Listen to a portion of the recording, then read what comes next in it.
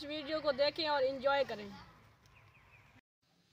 ये देखें जी, ये कबूतर जो हैं दाना खा रहे हैं। दाना खाने के बाद जो है ये फ़िज़ा में उड़ते हुए चक्कर लगाते हैं।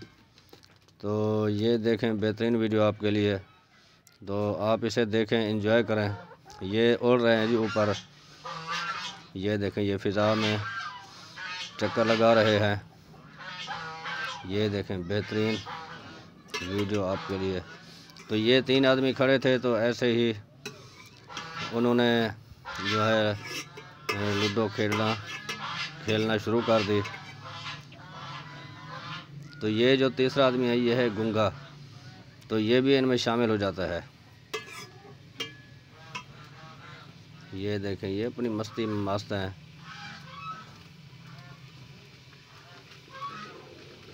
ये देखें, वो भी तीसरा आदमी भी शामिल हो गया है इसमें।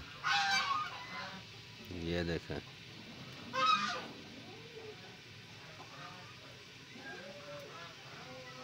वाह जी वाह, क्या बात है।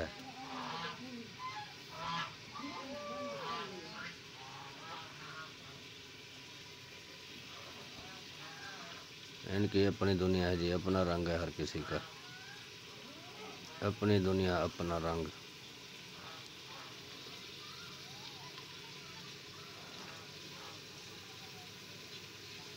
आप इसे देखें और एंजॉय करें।